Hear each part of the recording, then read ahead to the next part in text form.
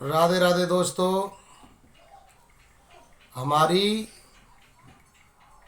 और गुर्जर जाति की उत्पत्ति इस तरीके से बताते हैं, सुनिए। सतयुग संवत 91 महासुदी द्वास फूल नक्षत्र जान जिन दिन प्रगटे हुआ यह गुर्जर वंश महान। सतयुग का 91 का साल में कार्तिक बदी पड़ेवा और कृतिका नक्षत्र में भगवान ने 14 रत्न निकाले थे। उसमें एक कामधेनु गाय निकली थी, जिसके बाद 3 महीना 27 दिन में वही कामधेनु गाय गौ गोटा द्वारा गुर्जर की उत्पत्ति हुई। यह गुर्जर सतयुग संवत 91 के साल में महासुदी बारिश के दिन प्रकट हुआ था और अलख निरंजन निरंकार निष्कलंक ज्योति स्वरूपी पार ब्रह्म परमेश्वर और शंकर भगवान ने अपनी शक्ति द्वारा लौकिक ज्योति से कामधेनु गौ गोटा द्वारा एक बालक उत्पन्न हुआ, जिसका नाम गोपाल रखा। शंकर जी की गाय चराता था गोपाल। जब गोपाल जवान हुआ तब सती जी ने कहा कि हे स्वामी, हम स्वयं तो हम आपस में दोनों बातचीत कर लेते हैं, हमारा टाइम पास हो जाता है, और इस बेचारे का टाइम पास कैसे होता होगा, अकेला गैया चराने जाता है, तो इसकी भी कहीं से शादी हो जाए तो बहुत ही अच्छा है। सवेरे जब गैयाओं को लेकर के गोपाल चला तो माँ सती जी ने अपने हाथ से चूड़ा उतार के और गोपाल के हाथों में दिया और कहा कि बेटे, तुम गैया चराने जा रहे हो, तुम्हें कोई भी वहाँ पर मिले वन में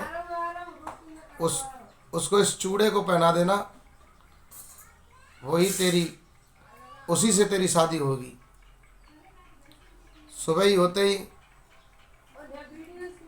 वो चला और जैसे ही वन में गया तो एक शेरनी सामने से आई। तो उस वीर गुर्जर गोपाल ने शेरनी को पकड़ के और शेरनी के पंजे में उस माँ सती के दिया हुआ चूड़ा पहना दिया। उस शेरनी में से सुंदर स्त्री बन गई और उसकी शादी उसी से हुई। तभी गुर्जर को शेर वीर कहा जाता है। विवाह हो गया।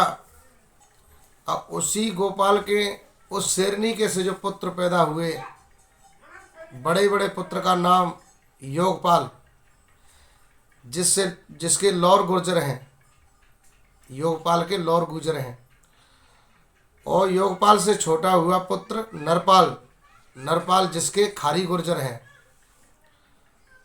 और तीसरा पुत्र हुआ मोरपाल, जिसके गाडरी गुर्जर हैं, जिन्हें मेवाड़ा भी कहते हैं। और चौथा पुत्र हुआ गदितपाल, जिसके गडरिया गुर्जर हैं, जिनको बुंदेला भी कहते हैं। और पांचवा पुत्र हुआ मुदितपाल, जिसके मेवाती गुर्जर हैं। और छठवां पुत्र हुआ देवपाल, जिनके धनकर गुर्जर हैं। सातवां पुत्र हुआ गरदपाल, जिसके कामलिया गुर्जर हैं। आठवां पुत्र हुआ महिपाल, जिसके मेरठा गुर्जर हैं, इनको छत्री मराठा भी कहा जाता है।